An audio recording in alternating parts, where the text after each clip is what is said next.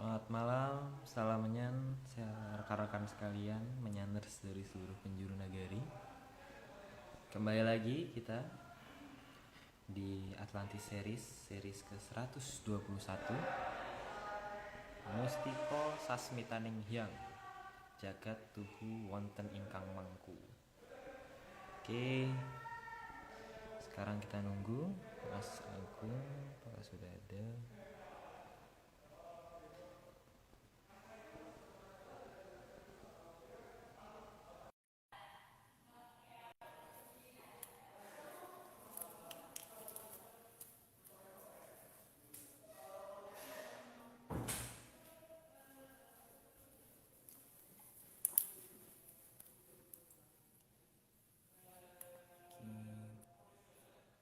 Masih belum bergabung.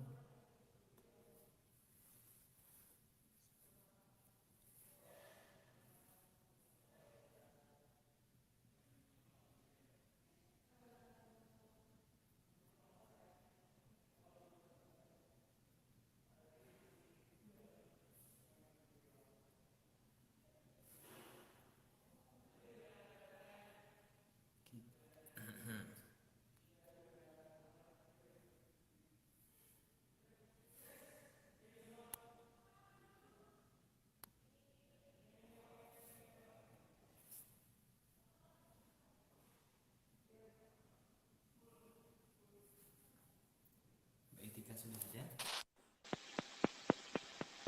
Halo. Belum Mbak, belum. Kebalik Mbak kameranya. Halo Mas Aryo. Iya, Hai. kembali nih kameranya. Halo, salam menyan, salam Halo, sehat. salamnya Mas Aryo. Gimana Ya. kabar, sehat ya? Baik. Gimana di sana, sudah melihara berapa Mbak? Sudah ada berapa? Peliharaan. Masih siap-siap Oh, melihara nih, Mas. aku Tunggu masih siap sih ya. waktunya nih, belum nemu ya. Oh, belum nemu ya. Oh, oke. Kita Tinggal di. rencananya kan kita bareng-bareng satu tim gitu kan. Nunggu Hmm, waktu yang enak dulu. Masih ya. persiapan. Masih persiapan. Siap. Ditunggu Mbak. Nanti Iya. kenalan. Oke. Coba ini dia. Suaranya Sudah lancar ada. ini, Mas ya? Aman, di aku aman. Coba yang lain. Suara- Di yang lain Oh, aku tidak ini ya. Kayak dari Menyaner sebelum ada yang protes. Halo Mbak, halo Arya. Nah, Mas, halo Sorry ya, Mas Bobo, Agung. Mas. Salamnya. Ini pakai HP yang biasanya, yang ini tuh nggak bisa, yang ini nggak bisa. Mungkin harus diupdate, diupdate aplikasinya. Udah, baru 7 jam yang lalu ngupdate. Suaranya Pakai. Mas Agung itu ya, putus-putus ya? Oh enggak, aku aman di aku. Halo. Oh, Aman, aman kok Aku aman. tuh sinyal tuh ya Mas. Sinyal Mbak Etika mungkin. Akhirnya aku aman. Ya, gitu. Aman. Aman, oke. Mas Agung, gimana kabar Mas Agung? Sehat ya? sehat Mbak. Makasih Mbak buah naga.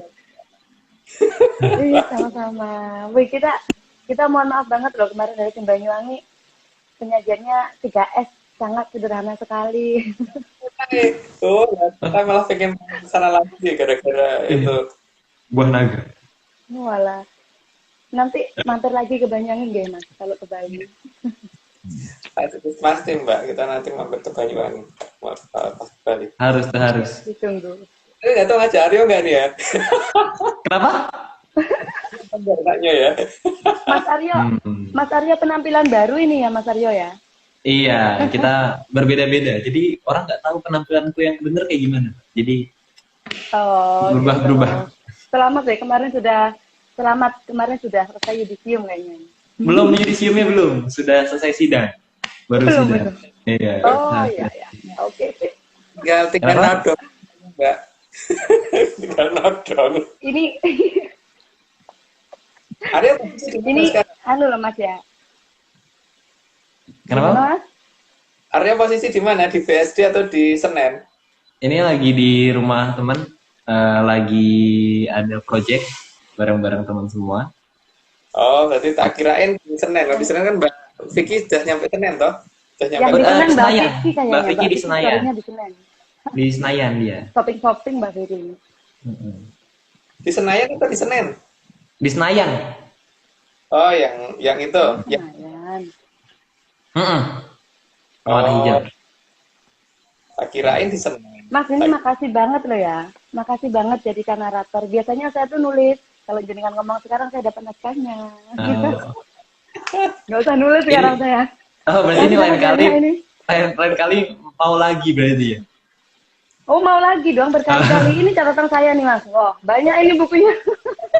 Mas, sekarang dapat naskahnya langsung. Kuliah online. Untungnya kok dicatat segala loh. Iya dong. Saya kalau jarang live, kan selalu ngikutnya di YouTube. Itu saya pause nyatet gitu. Aryo, ini kan Oh, mantap. kalau kamu bisa rame nih, kalau ada Mbak Vicky rame deh kayaknya. Ya harus tambah Mbak Vicky. Iya. Ada nggak nih? Kalau sama Vicky Mbak mau join Vicky, kan? saya cocoknya itu, Mas. Cocoknya sama Mbak Vicky kalau ngomongin si Mbak Kunti. Coba ditelepon dulu deh. Bisa nggak? Kalau bisa live, kalau lucu loh ini kalau Mbak. Ini aku todong, aku lagi menodong. Tenang. Kayaknya story-nya barusan masih di Senin gitu. Besok-besok lagi mau lah, Mas. Saya jadi narator lagi ya. Oke, siap. Dapat naskahnya ini banyak. Noted, tenang. Masih panjang. Sejarah kita masih ini kita udah prepare sampai episode berapa, Om? Waduh, Ini misalnya, daripada nyatut banyak gini loh. Banyak kok catatanku ini kayak mau kuliah. ada nggak? Oke. Kenapa? Ini mau nggak ikut? Kalau mau kan rame. Kayaknya masih baru read doang sih, belum balas. Oh, lagi tidak enak body, Om. Asam lambung katanya. Kasihan. Tidak enak body. Enggak, ini namanya ini Mas, harus lagi ini muncul. nodong. Kita nodong Mbak Etika untuk ikut lagi. Oh iya dong. Gak usah ditodong, saya mau aja. Oh. Gak usah ditodong, Mas. Saya nih sudah menyediakan diri nih. Oke. Terlalu wes pokoknya. Kalau Kata gitu kita transit katanya. Oke. Kalau gitu kita langsung mulai aja ya, Om ya. Ya, oke, siap. Sip. Oke. Siap. Nih gambarnya keren sekali. Indah banget. Oke, langsung slide pertama. Slide pertama. Dalam satu kelompok kehidupan, pasti akan ada satu yang dijadikan penentu arah. Ada yang mimpin ya. Jadi apapun bentuknya gitu, entah hewan, entah benda yang dikatakan mati, entah benda yang dikatakan hidup, selalu ada begitu. Harusnya gitu. Oke, lanjut, Mbak. Bahkan makhluk buas pun juga punya satu yang dijadikan penunjuk arah. Yang paling gede biasanya yang paling menangan gitu. Tapi alam kalau di alam yang makin besar itu bukan yang makin besar loh, yang ini yang justru yang wujudnya makin kecil biasanya penentunya. Tapi kalau di alam yang ada di kita itu yang paling gede yang menentukan. Biar bingung, Mbak. Ayo lanjut, Mbak. Slide 3. Di lingkungan hewan, pada dasarnya hierarki sangat mereka jaga dan mereka hormati. Hewan aja tuh ngerti hierarki ya, seharusnya manusia juga begitu kan, bahwa alam itu ada hierarkinya, jadi seharusnya kita melakukan apa-apa berdasarkan hierarki itu gitu. Kalian, Mbak? Slide 4. Tidak peduli ukuran makhluk tersebut, tapi penunjuk arah akan selalu ada, dan penunjuk arah selalu yang tertua. Yang tertua ya, selalu dikatakan begitu kan, nggak mungkin yang muda nunjukin arah gitu, karena yang muda kan belum tahu. Kalian, Mbak? Yang muda yang ditunjukkan. Ya. Slide 5. Bahkan terkadang penunjuk arah bisa membahayakan rombongannya. Itu karena ketidaktahuannya atas aturan alam. Ya di sini yang berbahaya kan begitu ya, kalau yang menjadi penunjuk arah sebenarnya tidak tahu. Lebih bahaya lagi kalau pura-pura tahu atau sebenarnya nggak tahu tapi pengen dianggap tahu, itu lebih bahaya lagi sih. Jadi memang penunjuk arah itu konsekuensi dan tanggung jawabnya besar karena ada barisan di belakangnya yang akan selamat atau tidak berdasarkan dia gitu. Oke, lanjut, Mbak. Slide 6. Maka perlu ada tataran di atasnya yang harus mengamankan agar rombongan tersebut tidak mengganggu jalannya alam. Maka ada yang bertanggung jawab lagi yang di atas itu gitu, dan yang bertanggung jawab itu belum tentu yang pemiliknya, kadang-kadang asal pas yang lewat siapa, asal yang nemu siapa gitu. Tapi pada dasarnya yang paling berbahaya adalah kalau yang tidak tahu yang mimpin, yang tidak tahu yang memberi arah. Itu bahaya sebenarnya kalau seperti itu. Lanjut, Mbak. Setelah 7, walaupun setelah dihalau tetap akan menuju ke arah yang salah, tapi tataran di atasnya akan terus berusaha mengarahkan agar barisan tidak menuju tempat yang salah. Tapi itu kan kalau pas ada petugas yang pas lewat ya, atau pas ada yang lihat gitu. Yang jadi masalah kan bagaimana kalau tidak pas ada yang melihat gitu kan. Karena yang alam raya itu sangat luas dan sangat banyak isinya, dan berarti kan pasti ada aja yang akan kelewatan dari pengawasan kadewatan. Lanjut, Mbak. Slide 8. Terkadang yang diarahkan malah mogok di tengah jalan. Terkadang juga bagi yang berada di tataran tinggi justru menganggap ini sebagai tontonan yang lucu. Maka akan didiamkan beberapa saat. Tapi kalau bisa mengganggu jalannya jangka alam, maka juga akan dipaksa untuk berpindah posisi.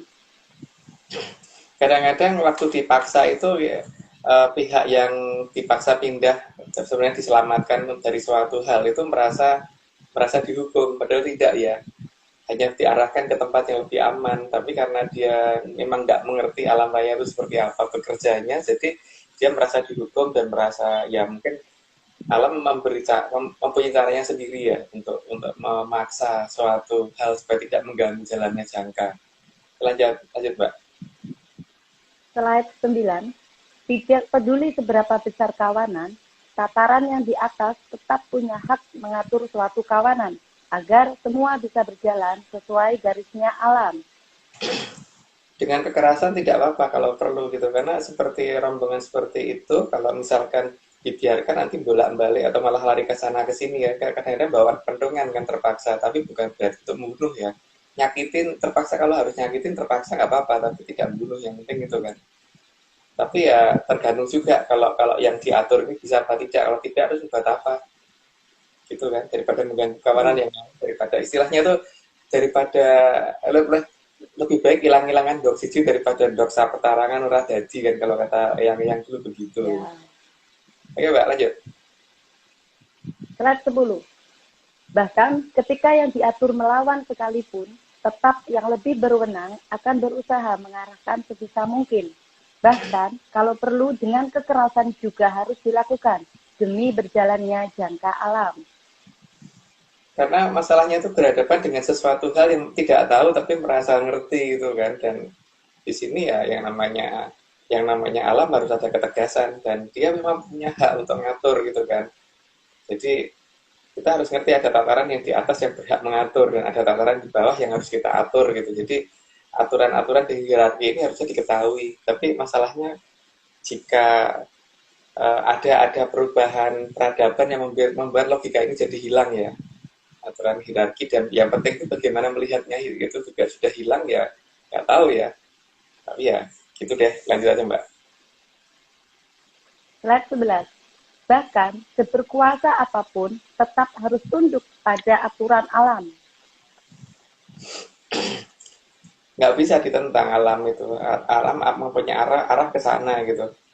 Mungkin bagi si angsa itu ke depan dan ke depan itu belum tentu ada apa-apa, itu belum diketahui, ya dicoba dulu gitu.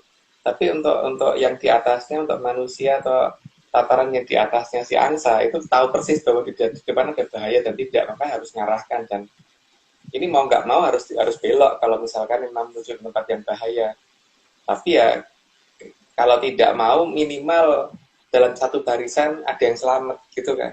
Walaupun mungkin pimpinan barisannya terpaksa harus celaka ya nggak apa-apa, tapi paling tidak barisan yang lain harus selamat gitu kan. Lanjut, Mbak. Slide 12. Meskipun kadang sangat sulit memahami apa yang dimau oleh alam, karena aturan yang lebih kompleks memang akan sulit dipahami, karena terlalu tingginya logika tataran yang di atas. Pada dasarnya sebenarnya bukan masalah kesulitan memahami ya, tapi karena kehilangan suatu peradaban. Kalau kita hilang satu ajaran yang membuat minimal kontak dengan alam ini jadi tidak sesempurna leluhur kita dulu gitu. Ada ajaran yang hilang masalahnya. dan itu diganti menjadi bagaimana orang menjadi baik tapi nggak jadi sakti. Lanjut Kak. Slide 13. Maka sesama makhluk sebaiknya memang saling mengingatkan agar keberlangsungan kehidupan tidak terganggu oleh keberadaan makhluk yang tanpa sengaja mengganggu jalannya alam. So, masalahnya kan kalau antar sesama makhluk yang setataran, kadang-kadang ketika diingatkan malah merasa tahu kan. Jadi ini yang jadi masalah. Kadang-kadang emang siapa lu ngingetin gue gitu kan. Karena apalagi kalau dia merasa Sombong. lebih tahu dan lebih banyak ininya. Ya yang penting tugas mengingatkan sudah dilakukan gitu aja. Soal tidak didengar nggak apa-apa. Yang penting kewajiban mengingatkan sudah dilakukan. Lanjut Mbak. Slide 14. Bukan malah berusaha menutup diri dan tidak peduli dengan keberadaan aturan yang sudah dipahami, yang susah dipahami. Kebanyakan kan begitu. Jadi ketika diberitahukan sesuatu hal yang karena merasa dirinya sempurna, sehingga ketika diberitahu malah merasa bahwa ini dianggap menghina, padahal tidak loh. Tapi karena merasa sempurna, padahal bahwa sempurna dan sangat-sangat kurang, sangat tidak lengkap, tapi memang lengkap gitu kan. Memang repot ya kalau berhadapan dengan yang seperti itu. Ngomong apa? Gak disuruh mongso. Rumangsa bisa nih orang iso ngrumangsani itu sih masalahnya itu kan. Tapi ya terserah, yang penting kan pemberitahu dilakukan, soal didengar atau tidak apa-apa. Yang penting kewajiban sudah dilaksanakan gitu dulu kan. Lanjut Mbak. Slide 15. Kadang merasa berlogika tinggi itu adalah penyebab datangnya bahaya karena tidak mau mendengar dari yang lebih tahu.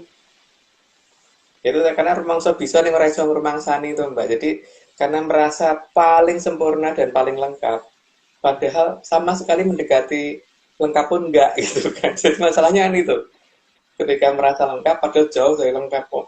Ngomong lengkap tapi bahkan cara masak nasi goreng aja tidak tertulis di tempatnya dia gitu loh. Ngomong lengkap tapi bahkan cara cara bagaimana untuk mengetahui mengetahui larinya alam, jangkanya alam seperti apa pun nggak ada, tapi merasa lengkap. Nah, itu yang bahaya kan. Tapi bukan itu yang di masalah, kewajiban sudah dilaksanakan itu dulu Mbak. Lanjut Mbak. Slide 16. Maka rumangsa bisa tapi ora bisa ngrumangsani itu sebenarnya cukup membahayakan kawanan. Tapi kalau kawanannya juga pada rumangsa bisa nih orang bisa ngrumangsani kan ya memang ya itu terserah ya. Kan kewajiban bagi yang mengingatkan itu cuma mengingatkan, bukan mewajibkan untuk dia selamat gitu. Jadi loh ciloko ya apa gitu loh, kalau memang yang digandaki ciloko ya sana gitu, tapi yang penting itu kan kita peringatan sudah dimunculkan bahwa jangkanya alam akan seperti ini gitu kan, tapi tidak didengar tidak apa-apa gitu. Lanjut Mbak. Slide 18. Maka tataran yang lebih tinggi memang harus punya kuasa dan kekuatan penuh untuk mengarahkan ke arah yang benar. Nah, itu anu ya, tatarannya lebih tinggi, tapi bagi pihak yang diberi kewajiban untuk menjelaskan itu kan paling tidak ya misal aku udah ngomong tidak didengar tidak apa-apa gitu.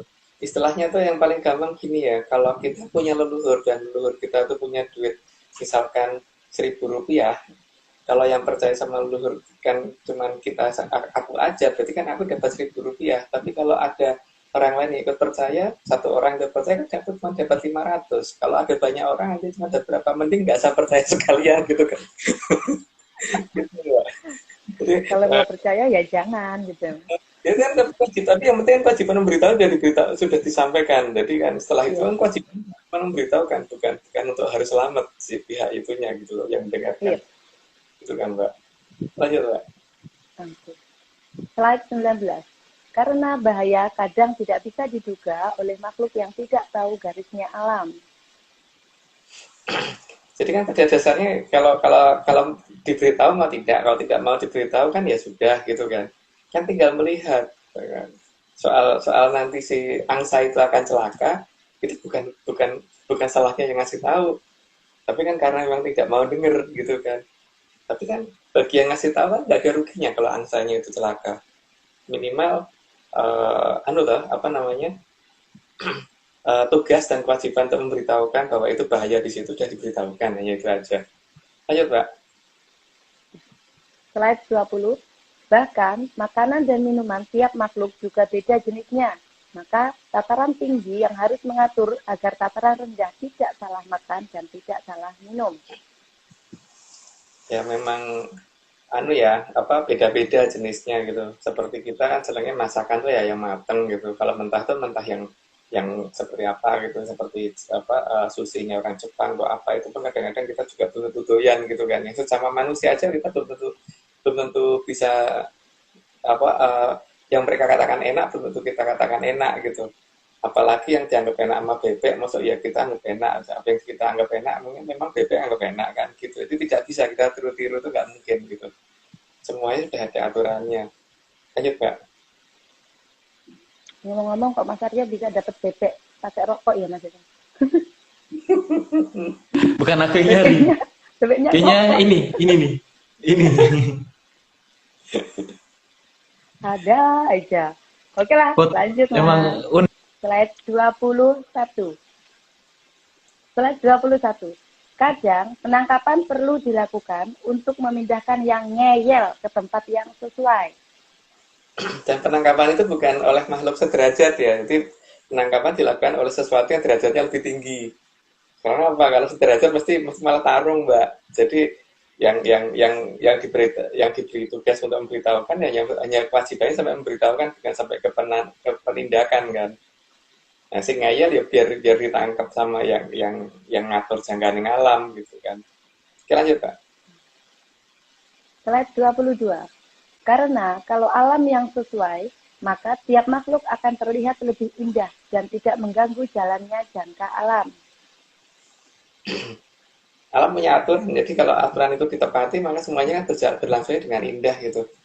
Karena seperti zaman Kolo Suroto aja kan, kalau di cerita yang saya dulu menceritakannya kan bahwa itu zaman yang paling indah, bukan zaman penuh bencana, tidak, karena orang sudah sederajat dengan dewa sehingga akhirnya bisa mengendalikan alam, sehingga tidak mungkin takut dengan yang namanya bencana dan sebagainya, dan bencana juga tidak akan datang karena memang Kolo Suroto tidak begitu kan seharusnya kalau dalam jangkanya tanah Jawa ya, tanah Jawa versi Babat Menyan maksudnya.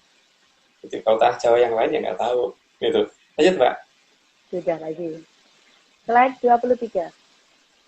Walaupun alam yang dituju kadang tidak bisa dipahami, tapi bagi tataran atas pasti sangat tahu di mana suatu makhluk harus berada. Ya seperti seindahnya istana atau seindah-indahnya rumah, semewah-mewahnya rumah gitu. Tapi kalau yang masuk ke sana itu kambing itu nggak akan tahan, Mbak, di rumah sebagus itu gitu loh. Tapi kalau di dalam kandang dia seneng gitu kan. Jadi semua makhluk itu punya tempat yang dikatakan indah, dan persepsi indah itu beda-beda tiap makhluk gitu. Bahkan mungkin tempat yang dikatakan tempat paling nyaman untuk sapi itu bukan tempat yang nyaman untuk manusia gitu kan. Gitu, Mbak. Lanjut, Pak. Slide 24. Karena berada di tempat yang bagus, kadang malah akan tersiksa bagi yang berada di tempat yang bukan tatarannya. Karena pada dasarnya kan tempat yang bukan tatarannya itu memang tidak nyaman untuk makhluk tertentu gitu, yang tidak sesuai. Jadi ya pengennya pergi dari situ malahan, bukannya pengen bertahan di situ gitu. Gitu, setauku ya. Gitu, lanjut, Pak. Slide 25. Walaupun tempatnya sepertinya sangat buruk, tapi justru dianggap indah dan sangat nyaman oleh makhluk tertentu. Ya itu tadi, karena tingkat yang dinyatakan nyaman dan indah oleh suatu makhluk per makhluk itu kan beda-beda. Jadi ada ada makhluk yang lebih suka tinggal di kandang, ada yang lebih suka tinggal di hutan, ada yang lebih suka tinggal di comberan dan lain-lain gitu kan, beda-beda. Kayak bakteri dan sebagainya, mungkin tempat yang kotor lebih nyaman untuk dia, seperti lalat itu tempat yang kotor lebih nyaman, tapi untuk manusia ya enggak gitu. Walaupun kadang-kadang malesnya saya, Mbak, tempatnya nggak nyaman kalau tempatku kotor gitu loh. Dan bahkan tiap makhluk aja beda-beda ya, maksudnya walaupun sejenis aja udah beda-beda kan, nggak usah beda jenis aja udah beda banget. ya kan Om? Iya, iya. Sama kayak ada orang yang tahan pakai AC dan ada yang nggak tahan pakai AC kayak aku gitu. Kalau ada ruangan AC mesti tak matiin dong Kayak malah. aku juga, Mas. Kayak aku juga. Ini ada yang nanya, ada yang nanya nih, beli nyoman nanya, kok belum ada jangan, belum ada sayurnya. Sekarang ya, ini udah 25 ya. Disclaimer dulu ini kayaknya. Kalau kita disclaimer dulu, belum ada jangannya, Wangi dulu aja. diingatkan. Yang ada Mbak Ati. Ini yang, oh kirain ya ngingetin. Oke, di Banyuwangi. Ini disclaimer dari Banyuwangi. Ada akunya, hai. Ya, itu ada saya itu. Wah, Tadi saya nggak pakai ini. hitam loh sebenarnya, Mas. Samaan harusnya ya. Oke, Ini semua cuma dongeng. Kalau nggak percaya ya nggak apa-apa. Tapi kalau nggak percaya, ya jangan. dilanjut. Dia lanjut. Dah. Oke. Lanjut ya. Lanjut, Mbak. Disclaimernya gitu. Kalau saya sih tetap percaya aja meskipun cuma dongeng ya. Jangan. Sayur. Jangan. Sayur. Enggak, ojol lah. Ojol. Ojol. Kalau Harusnya mau percaya ya monggo gitu Mas harusnya Mas. jangannya rame-rame akhir itu lah ya. Digabung. Nah, ini aku lagi di luar. Mungkin minggu depan aku harusnya di rumah. Jadi coba dibikin nanti di ini. Oke, kita 26. 6. Ngiring gambarnya. Lanjut ya Mas. Ya. Oke. Slide 26. Maka jangan memaksa seragam suatu makhluk karena semua itu tidak ada yang diciptakan sama. Semua itu berbeda. Ya kalau suatu makhluk dipaksa untuk tinggal di tempat yang dikatakan nyaman untuk makhluk tertentu ya nggak bisa lah. Seperti ikan suruh tinggal di luar air ya susah. Suruh orang dipaksa untuk tinggal di kedalaman lautan juga susah. Jadi semuanya tuh punya ini sendiri, jadi tidak bisa dikatakan sama. Dan memang alam itu berbeda, menciptakan. Tiap orang kembar pun beda kok, nggak sama kok. Gitu. Oke lanjut, Pak. Slide 27. Bahkan yang terlahir kembar sekalipun tetap akan berbeda dan pasti memang ada bedanya. Nggak mungkin ya kembar identik sangat persis plek 100% nggak beda sama sekali itu nggak mungkin. Tapi pasti ada bedanya karena memang alam tuh begitu gitu. Jadi tidak ada yang 100% sama. Entah 0,001% tapi tetap ada bedanya. Jadi jangan dibikin sama. Tapi kira-kira makhluk 0, itu ada yang kembar nggak ya Mas? Nggak ada yang kembar. Nggak ada. Beda kok Mbak. Beda-beda juga. Oke. Slide 28. Jadi perbedaan jangan sampai dijadikan tembok pemisah, karena yang berbeda itu memang dikehendaki oleh Sang Hyang Kawitan. Kalau dari awal Sang Hyang Kawitan itu membuat semuanya sama, ya berarti kita semua wajahnya sama dan cuma ada satu jenis gender. Tapi kan nyatanya enggak kan. Semuanya beda-beda, enggak ada yang sama kok. Itu kan memang menunjukkan bahwa Bio yang mau gitu loh. Bukan keinginan dari manusia atau keinginan dari hewan itu atau makhluk itu gitu, tapi ya keinginan dari yang Sang Hyang Kawitan. Gitu. Lanjut, Pak. Slide 29. Kadang makhluk lain memang akan menganggap aneh tempat yang oleh makhluk tertentu dianggap nyaman, tapi perbedaan itu tidak boleh dipaksakan. Ya seperti tadi ya, kalau misalkan kita melihat ikan paus tuh hidupnya di selalu mendekati permukaan air gitu. Terus ikan lumba-lumba juga demikian. Tapi kalau kemudian kita ketemu gurita gitu kan, dia lebih suka di dasar laut gitu kan biasanya.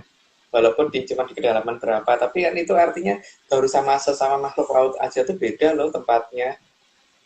Beda loh tingkat kenyamanannya gitu loh.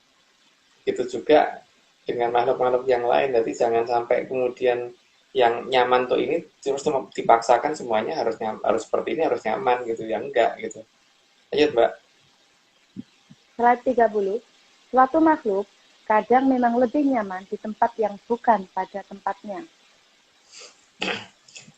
Nah itu Jadi kan pada dasarnya gini loh. Jadi kalau kalau misalkan suatu makhluk itu merasa nyaman di sana ya sudah gitu, jangan dipaksakan.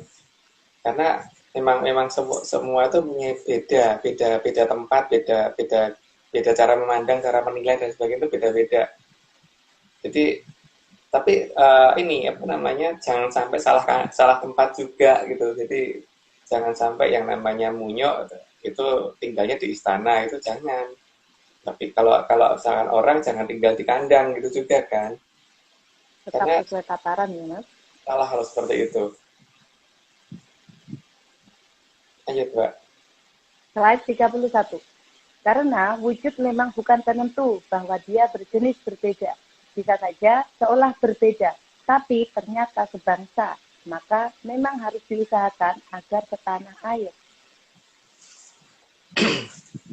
Jadi pemaksaan tuh paling penting salah ya. Jangan sampai ada yang namanya pemaksaan harus ngikutin saya gitu, ngikutin anu enggak. Makanya kan kita juga ngomongnya kan kalau mau percaya ya jangan. Oke, lanjut, Mbak. Slide 32. Meskipun bukan di tempat yang semestinya, tapi dia akan lebih bahagia kalau berada di bangsa sejenisnya. Jadi, berbeda tapi sama. Itulah tugas tataran atas yang menilai dan menempatkan jika ada yang salah tempat. Karena kadang-kadang ada loh yang salah posisi gitu. Jadi ini harusnya jadi kodok tapi kok malah jadi wedus gitu kan. Ini kan harusnya jadi apa kok jadi apa gitu lah. Itu tugas tataran atas untuk mengembalikan ke tempatnya gitu. Karena orang apa makhluk seperti itu tidak akan nyaman kalau misalkan salah wujud gitu kan. Nah, kalau salah wujud kan berarti raganya itu didukui gitu kan. Kalau raga yang bukan itu ya berarti ini raga yang ini harus diganti gitu kan supaya besok lagi kalau pas hidup lagi sesuai dengan wujud aslinya yang sebenarnya gitu. Karena kadewatan juga bisa melakukan kesalahan pada saat menurunkan suatu makhluk itu harusnya jadi wedus kok jadi munyo atau jadi munyo kok jadi wedus gitu kan, Mbak. Lanjut, Kak. Slide 33. Meskipun wujud berbeda, tapi belum tentu jiwanya berbeda jenis. Justru malah kadang jenisnya sama. Ya itu tadi karena ada kesalahan waktu pas memasukkan antara Rongko sama Curigo itu nggak sama gitu loh. Apa namanya? Isi dengan badannya itu lain gitu loh. Zaman sekarang kan mulai banyak seperti itu, makanya ya mungkin akan ada penyelarasan lagi dikembalikan ke bentuk yang sebetulnya yang seharusnya dia miliki gitu kan. Bentuk yang seperti itu ya dikembalikan ke bentuk. Kalau munyo yang balik munyo gitu kan, Mbak. Lanjut, Mbak. Kalau jiwa nih, kalau misalkan cowok tapi kok kayak cewek kayak cowok, itu gimana? Berarti itu juga ketukar juga mungkin ya? Iya, lanjut, Mbak. Slide 33. Meskipun wujud berbeda, slide 34 Mas ya? Iya. Ya, 34 Mas. Maka bagi yang sangat bangga, bahkan membuat kitab yang dianggap suci yang menyatakan siapa dia sebenarnya, tidak boleh dipaksa untuk mengatakan itu salah, meskipun harus mengelus dada kalau melihat kepercayaan yang aneh itu. Terus sekarang ada loh kelompok yang sangat bangga kalau dirinya itu dari munyo, Mbak, dan teori itu dipaksakan ke semua orang loh bahwa teori permunyuan itu benar gitu. Kita nggak boleh menyatakan itu salah, Mbak. Ya sudah, kalau memang Anda bangga dengan itu, monggo gitu. Tapi kita bukan seperti itu gitu. Tapi kan permintaan itu pasti akan didengarkan oleh sang yang kawitan dan pasti akan dikembalikan ke wujud itu nantinya kan, Mbak. Bahwa dia lebih bangga dijadikan munyo daripada dijadikan manusia kok. Bahkan sampai mungkin dapat dikatakan sampai kayak jadi kitab suci malahan bahwa nggak boleh dibantah manusia dari munyo sampai ada yang ngomong begitu. Tapi itu haknya di mereka sih. Dan ya kita mungkin geli, tapi dia bangga loh dengan hal seperti itu. Buktinya apa? Sampai sekarang masih diajarkan. Lanjut, Mbak. Slide 35. Siapapun boleh bangga dengan wujud nenek moyangnya, walau mungkin kita harus mengalus dada. Kok bisa bangga dengan nenek moyangnya? Karena memang mungkin benar nenek moyangnya dia itu, Mbak. Tapi kalau nenek moyang kita kan enggak. Karena kita itu kan manusia dimulai dari Dewa Ngejawantah kan, berarti bukan dari Munyok Ngejawantah gitu loh Mbak. Tapi kan apa ya kita mau melarang kalau ada orang ngomong yang kuwi biyen Munyok itu masa ya mau kita larang sih. Mereka bangga dengan itu ya bangga kono gitu loh. Karena sang yang kawitan pasti mendengarkan dan itu pasti akan dituruti bahwa kamu nggak bangga jadi wujud ini toh, ya udah tak jadi Munyok wae gitu. Sebetulnya kan gitu. Berapa kok Mbak? Lanjut Mbak. Aduh. Slide 36, maka kalau memaksa agar yang lain percaya, pasti ada masanya akan ditempatkan di tempat yang seharusnya. Ya, soalnya kan ya gimana mau dikatakan logis gimana gitu loh. Kalau dikatakan bahwa manusia dari manusia kera dan manusia kera dari kera, maksud yang punah kok manusia keranya, harusnya yang punah keranya dong, karena kan secara urutan apa namanya perubahan adaptasi, kemampuan adaptasi harusnya kan kera masih di bawah manusia kera. Tapi yang punah di tengah kok dianggap bener gitu kan, ya memang ya berarti dia memang tujuannya pengen jadi itu gitu ya wes ben gitu aja lah Mbak. Ayo Mbak. Slide 37. Karena kalau manusia memang punya hak asasi manusia, dan para munyuk itu juga punya hak asasi permunyuan. Ya itu memang haknya mereka. Cuma mereka salah wujud gitu kan masalahnya. Ya kalau mereka salah wujud ya silahkan.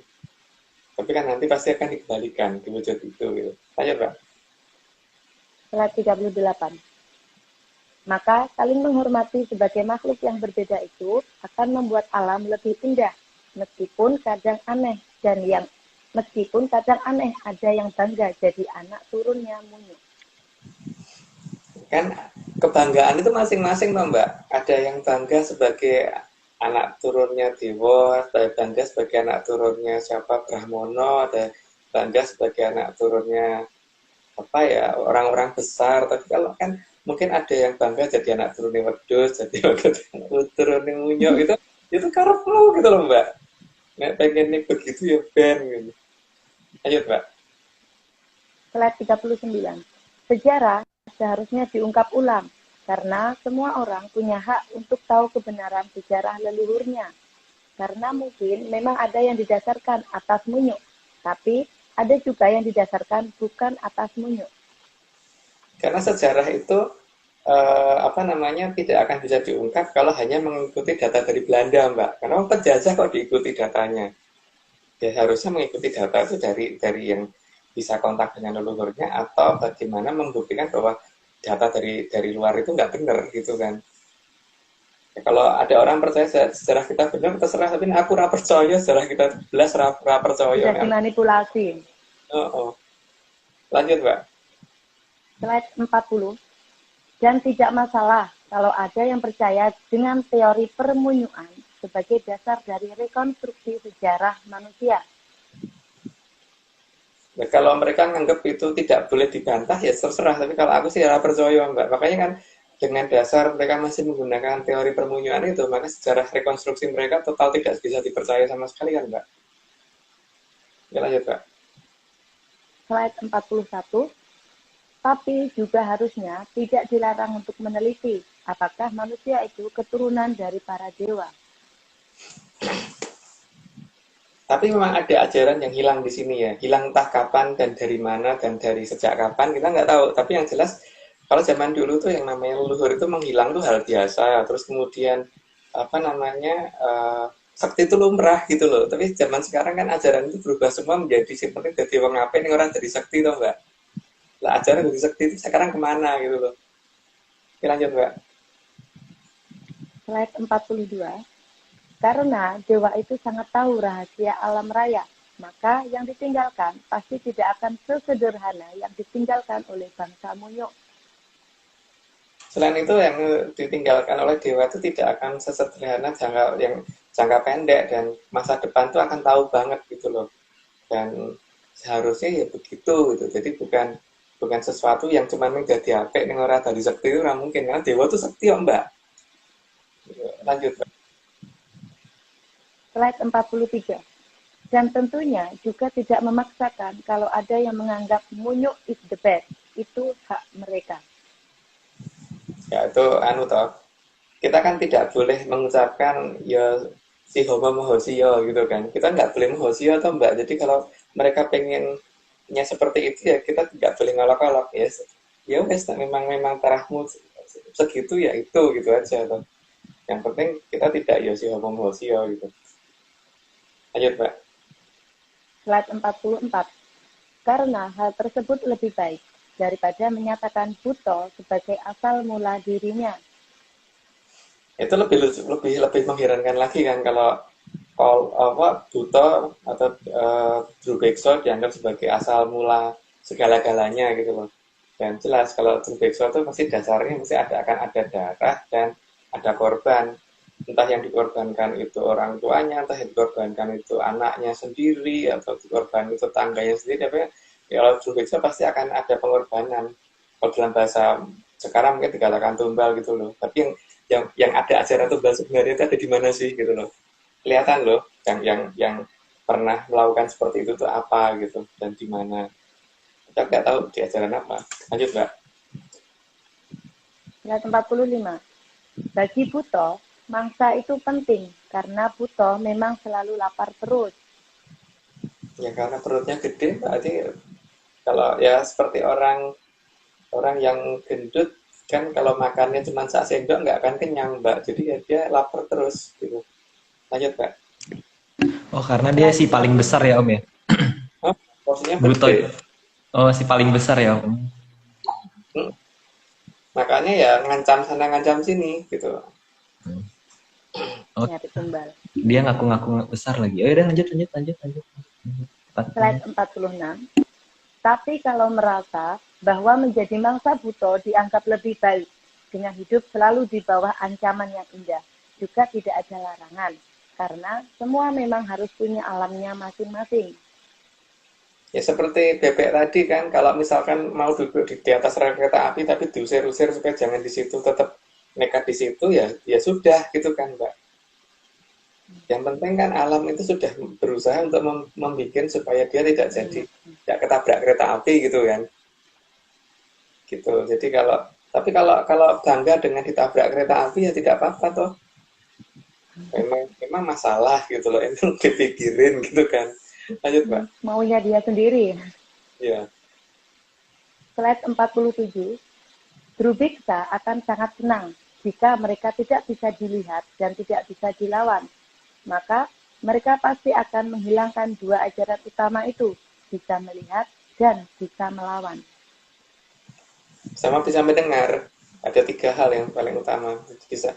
Tapi pada dasarnya adalah yang dihilangkan bisa melihatnya dulu. Karena kalau bisa melihat itu langsung ngerti bener gitu bahwa itu yang di hadapan kita siapa gitu kan. Karena sangkep Pancandriane kan ketahuan banget Mbak bahwa datang Drubekso atau siapa gitu.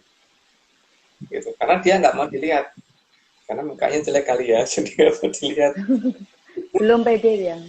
Oh, lanjut Mbak. Slide 48. Drubiksa memang tidak mau dilihat karena wujudnya cenderung tidak menarik atau lebih tepatnya jelek maksimal. Udah jelek maksimal ya. Maksimal Mbak, bener jeleknya maksimal, nggak mau dilihat dan nggak mau kelihatan. Lanjut Mbak. Slide 49. Tidak bisa melihat Drubiksa itu bukan berarti kurang suci, tapi memang tidak tahu cara melihat isen-isening jagat. Gini Mbak, masalahnya kita tuh kalau dikatakan sangkep Pancandriane itu kan bukan hanya 5 Pancandria itu. Dan masalahnya kan ketika kita berusaha melihat meja tapi menggunakan dengkul kan nggak bisa ya Mbak ya. Karena memang bukan itu, atau menggunakan telinga itu kan nggak bisa kan. Telinga itu untuk denger bukan untuk lihat gitu kan. Tapi kalau salah panca indera yang digunakan memang nggak kelihatan. Karena problemnya kan salah penggunaan indera yang digunakan dudukui gitu loh. Jadi gimana, itu bukan berarti kurang suci ya. Kalau orang nggak bisa melihat warna hijau karena melihatnya pakai telinga itu bukan karena dia kurang suci, tapi karena memang salah menggunakan pancandriane yang digunakan, salah inderanya salah yang digunakan. Lanjut Mbak. Slide 50. Jadi, kalau tidak bisa melihat memedi atau tukang mengancam, itu bukan berarti memedi itu suci, tapi memang tata cara yang diterapkan salah. Iya, karena ya seperti tadi, kalau kita pengen mencium bau sate tapi menggunakan mata kan nggak bisa Mbak. Atau mau mencium bau enaknya masakan masakan yang ada di depan kita tapi pakai telinga yang nggak bisa tuh Mbak. Wong telinga itu untuk dengar bukan untuk mencium bau gitu loh. Jadi ketika indera yang digunakan bukan pada tempatnya untuk melihat suatu atau untuk melihat, ya memang nggak bisa. Karena mata manusia itu bukan hanya ini, karena mata yang digunakan saat ini digunakan manusia itu hanya untuk yang kelihatan di alam kasar, tapi yang di alam halus kan ada lagi, dan itu kan caranya gimana kan nggak ada yang buka. Ya memang ya nggak mungkin kalau melihat warna, membedakan warna merah dan hijau menggunakan telinga itu nggak mungkin Mbak, misalnya itu kan. Lanjut Mbak. Slide 51. Maka Sang Hyang Batara Wisnu sangat paham bahwa alam raya akan rusak jika makhluk yang bukan pada tatarannya masuk ke tempat yang tidak semestinya. Karena kejadian itu kan dimulai dari kesalahan dari Sang Hyang Batara Teacher waktu dulu itu Mbak. Atau di saat Pandologi kan dijelaskan itu akibat dari Sang Hyang Batara Teacher ngawur itu dulu, maka kemudian Sang Hyang Batara Teacher dan istrinya dihukum, makanya kemudian Betari Durga turun, terus kemudian Batara Teacher juga waktu dihukum dan sebagainya. Itu kejadian itu sampai dengan hari ini, tapi kan supaya nanti sekali dibereskan langsung sisa sekali beres, maka Sang Hyang Batara Wisnu memang nunggu sampai jangkanya tepat gitu. Lanjut Mbak. Slide 52. Maka Sang Hyang Batara Wisnu pasti akan bertindak pada saat yang tepat. Karena beliau ngerti dan beliau kan sangat dekat dengan Sang Hyang Toto Winanci, apalagi Tataran Bathara itu tahu banget gitu. Apa yang harus dikerjakan sangat tahu. Maka beliau juga sudah meramalkan jangka seperti apa gitu. Arya ini sudah 52, perlu ini lagi nggak? Disclaimer lagi nggak? Jangannya keluarkan Mas Aryo, Jangan nih mau dari kota Bogor kali ya Om ya. Lanjutin aja nih Jogja, tangguh. Udah ke play tadi. Saya juga izin mau minum dulu ya Mas. Oh, monggo. Monggo minum. Kenapa Om tadi? Yang majalah. Iya, yang ojolah. Jadi biar nggak ada jangan. Biar nggak ada sayur. Baru tahu, aku tuh gara-gara di sini jadi tahu. Jangan tuh ternyata sayur. Oke. Nggak pas itu. Nah. Pakai Eko ya. Tes. Oke. Mantap. Ini semua cuma dongeng. Kalau mau nggak percaya ya nggak apa-apa. Tapi kalau mau percaya, ya Kurang ini Aryo, diulangi lagi. Nanti agak putus-putus. Iya, putus-putus Mas. Oh, betul ya? Nah. Oke, sebentar. ini semua cuma dongeng. Kalau mau nggak percaya ya nggak apa-apa. Tapi kalau mau percaya, ya Oke, lanjut. Seru ya Mas. Seru tuh. Ya lanjut, kita 53 ya Om ya? Mau ngomong apa Mas Aryo ini? Nggak jadi. Slide 53. Pertama, yang akan dilepas oleh Sang Hyang Batara Wisnu adalah pusaka senjata Cakra Baswara, agar banyak pihak tidak bisa berbohong lagi, karena terkena Cakra Tibaswara atau Cakra Baswara. Kalau Cakra Tibaswara kalau nggak salah sudah pernah kita utarakan dari lama ya, bahwa itu akan dilepas pada saat kapan gitu kan. Tapi dulu sudah lama itu dilepas, sehingga banyak hal yang saat ini ditutupin akan terbuka gitu loh. Nah saat ini mau ditutupin lagi, kebuka lagi gitu kan. Mau ditutupin, kebuka lagi. Ya ini kan coba aja ya. Ini nanti kan yang skenario apa yang digeser kemana supaya mengamankan apa saja, nanti kan kebuka. Karena memang Cakra Baswara udah berkeliaran. Bahkan ada yang di luar sana itu yang memilih akhirnya mengundurkan diri daripada nanti aibnya kebuka gitu kan. Ada yang sampai begitu di luar sana, di luar jauh-jauh sana, di utara sana. Lanjut Mbak. Slide 54. Bagi yang dijadikan target Cakra Baswara, pasti tidak akan bisa berbohong. Maunya berbohong, tapi malah mengakuinya dengan bangga. Dan sasaran pasti adalah penentu kebijakan pada semua tataran yang tidak dikehendaki oleh beliau. Pak Cakrabaswara akan menyasar kepada semuanya, tapi terutama tataran atas ya, pekalangan atas ya, karena itu penentu arah dari semua hal kan. Jadi akan kelihatan mana yang bohong dan nggak bohong itu akan dibuka dulu sebelum jamur tiba datang gitu kan. Lanjut Mbak. Slide 55. Sang Hyang Batara Wisnu akan mulai menjalankan tugasnya setelah Cakrabaswara membuat banyak orang mengaku dengan bangga atas semua kebohongannya. Ya, bangga atas kebohongan dan bangga akan menerima hukuman dan sebagainya. Tapi nanti pasti akan ngaku satu-satu. Dilihat aja deh. Kalau itu kita sudah ngomong mulai dari sekarang. Bahkan ada orang yang harusnya nggak punya duit 100 miliar ngaku punya duit 100 miliar gitu loh. Nanti dia maling gitu. Gitu kan. Ada loh. Udah sampai keluar di TV loh. Lanjut Mbak. Slide 56. Kemudian akan ada satria yang dituntun oleh beliau untuk memulai suatu tindakan.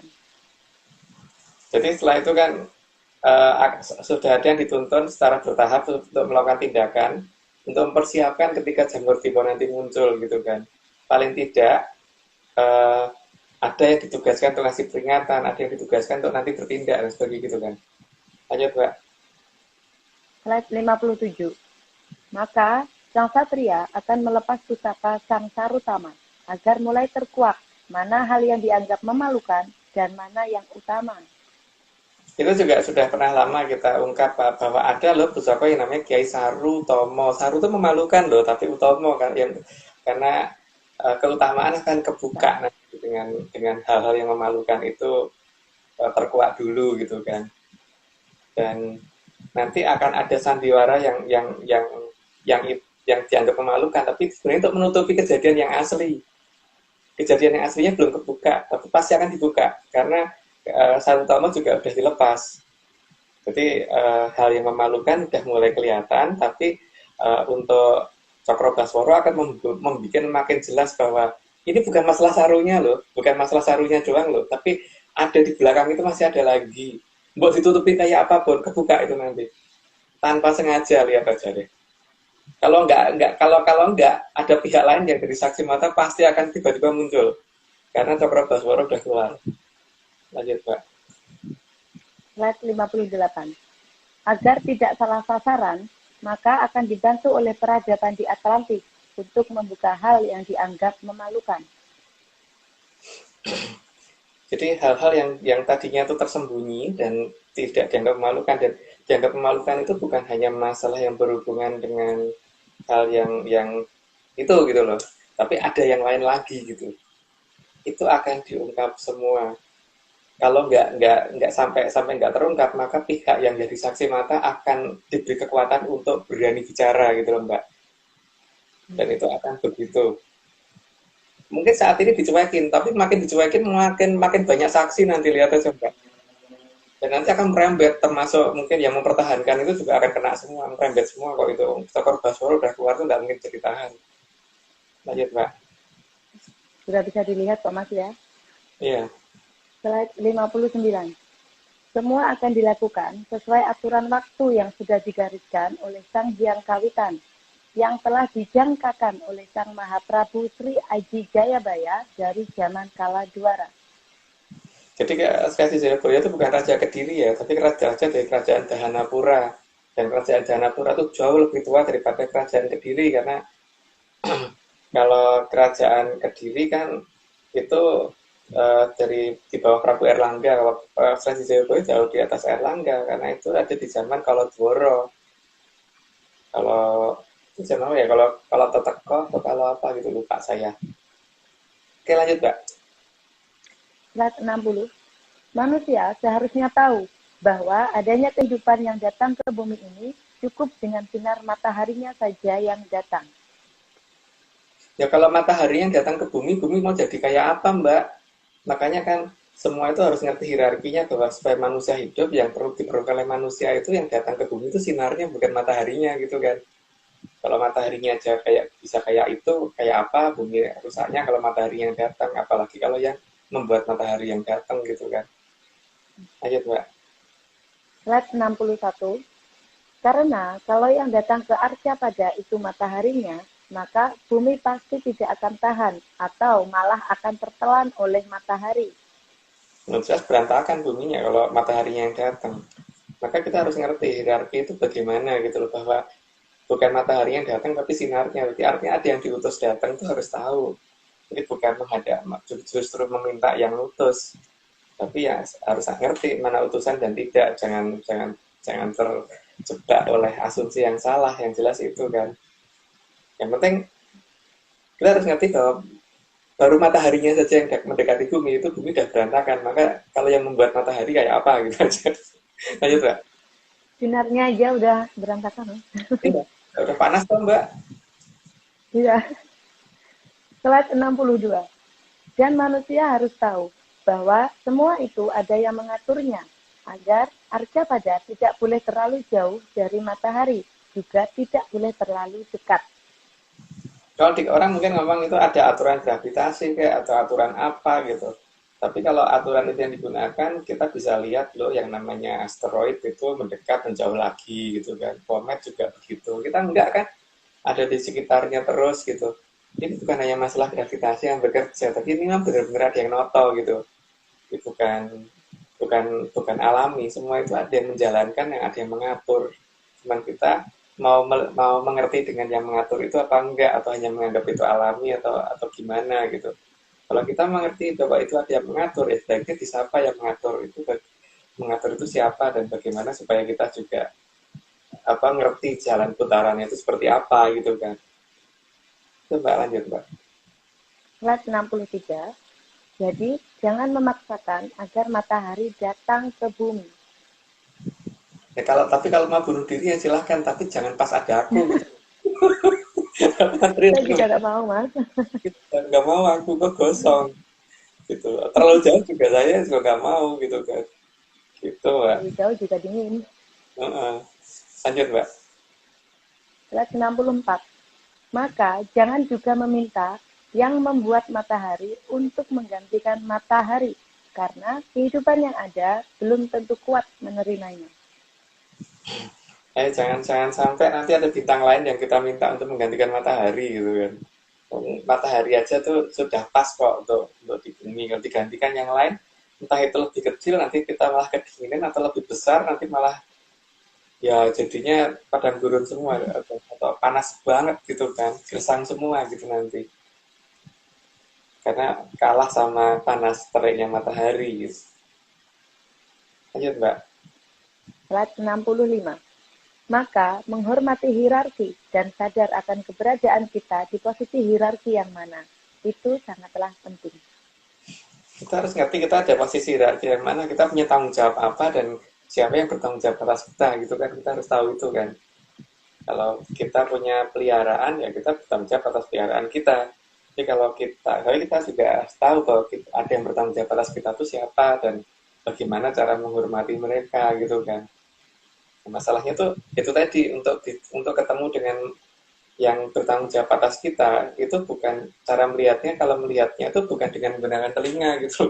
Telinga itu untuk dengerin gitu, atau jangan menggunakan hidung, karena hidung itu untuk mencium, bukan untuk melihat gitu. Lanjut, Mbak. Slide 66. Karena alam juga tidak mau kalau kita merasa berada di hierarki yang terlalu rendah. Mereka juga nggak akan mau menempatkan kita di posisi yang salah, kecuali kalau kita pernah ada di hierarki yang tinggi tapi kita menyalahgunakan itu untuk menyiksa makhluk lain atau apa, maka alam akan menempatkan kita di posisi supaya kita tidak bisa berbuat salah lagi gitu kan, bukan dihukum tapi supaya rasa salah. Ayo, Mbak. Slide 67. Tapi alam juga tidak memaksa jika ingin berada di hierarki yang rendah. Ya kalau memang maunya begitu ya monggo gitu. Orang kan ini ya ada yang mungkin lebih suka kalau dikatakan dia sebagai bos. Tapi kalau ada yang bangga kalau dia dijadikan budak, ya terserah gitu. Tapi kan hierarki kita ada di mana seharusnya kita tahu. Tapi kalau kita memang lebih suka di sini, tempatnya. karepmu gitu. Ayo Mbak. Slide 68. Karena semua itu adalah pilihan kita, ingin jadi apa, meskipun wujud berbeda dari isi yang ada dalam wujud tersebut. Karena kadang-kadang yang wujudnya sama pun akan beda hierarkinya kok kadang-kadang. Ada yang wujudnya sama persis kembar dan sama-sama lucu aja perlakuan perlakuan manusia terhadap dia pasti kadang-kadang beda kok. Beda. Sayang banget ada yang ditendangi tiap hari dan sebagainya gitu kan. Ada yang dikurung terus gitu. Ada yang dirantai terus. Lanjut Kak. Slide 69. Tapi kalau ada di tataran bawah, meski dipermak seperti apapun, akan tetap terlihat seperti apa wujud aslinya. Ya mau didandani seperti apapun, kalau yang namanya kodok tetap kodok gitu loh. Mau anjing didandani seperti apa tetap kelihatan gitu, walaupun dicukur kayak diapain kayak tetap kelihatan. Drew Bigson kok yo maca wujud kayak apapun akan ketahuan. Tingkah lakunya kelihatan jelas Mbak. Itu Drew Bigson atau bukan gitu. Lanjut Mbak. Slide 70. Sebenarnya tidak terlalu sulit membedakan mana tataran atas dan mana yang berlagak sebagai tataran atas. Kan kelihatan dari bentuknya. Jadi kalau dikatakan itu nanti kamu kalau bisa melihat nanti dijebak sama mereka nggak bisa bedain gimana? Oh, kelihatan jelas kok. Kelihatan jelas. Kalau tataran atas dan tataran bawah itu kelihatan walaupun wujudnya seperti apa pun jelas kelihatan. Itu buktinya kelihatan toh yang digambar ini. Gitu. Lanjut Mbak. Slide 71. Alam mempunyai hierarki, di mana yang terkecil itu menjadi puncak, baik di atas maupun di bawah, karena yang terkecil merupakan penyusun dari semua yang ada. Dan yang terkecil itu paling membahayakan. Makanya lihat aja di pisau itu yang paling membahayakan daerah yang paling tajamnya tuh Mbak, bukan daerah yang gagangnya. Gagangnya kan gede, yang membahayakan yang daerah tajamnya itu. Yang kecilnya itu yang membahayakan malahan. Yang berbahaya itu karena dia yang berkuasa. Ayo Mbak. Slide 72. Hierarki di alam bukan hanya mengecil di atas, karena kalau mengecil di atas, maka awal dan akhir dari semuanya akan berbeda. Karena semuanya itu menuju ke satu pusat, ke satu titik kan seharusnya. Dan titik itu bukan sesuatu yang besar. Titik itu kecil. Dan yang titik itu biasanya ada di puncak, ada di atas. Gitu. Dalam wujud bangunan seperti apapun, makin jauh dari pandangan mata kita, makin kelihatan kayak titik gitu kan. Walaupun yang titik itu besar, seperti bintang sebesar apapun, kalian kita karena jarak yang terlalu jauh, kelihatan titik di depan kita gitu. Dan titik itu bentuknya biasanya bunter, nggak kotak gitu. Lanjut Mbak. Slide 73. Karena di alam raya ini, permulaan akan sama dengan akhirannya. Itu dalam ini ya, sastra pangerajutan, bagaimana mengembalikan satu persatu bagian dari diri kita itu kan gitu kan. Wujud itu yang akan kita ini gitu. Tapi itu bukan wewenangku untuk membuka di sini karena memang anggap aja lebih baik aku nggak ngerti gitu. Lanjut Mbak. Slide 74. Jadi di alam raya ini, aliran waktu berjalan satu arah, bagi yang bukan ada dalam tataran Sang Hyang Tata Winanci. Jadi satu arah itu bagi yang hanya di jalan itu gitu dan yang hanya boleh lewat jalur itu gitu. Tapi bagi yang kenal dengan Sang Hyang Tata Winanci atau Sang Hyang Tata Winanci tidak lewat jalur itu kan, jadi ada jalan lain sehingga masa depan, masa sekarang dan masa lalu itu bisa disatukan kan. Nenek moyang kita sebenarnya seperti itu karena dalam tata cara kita bicara kan kita tidak mengenal yang namanya past, future, semuanya present. Artinya masa lalu dan masa sekarang itu hadir di masa sekarang harusnya gitu.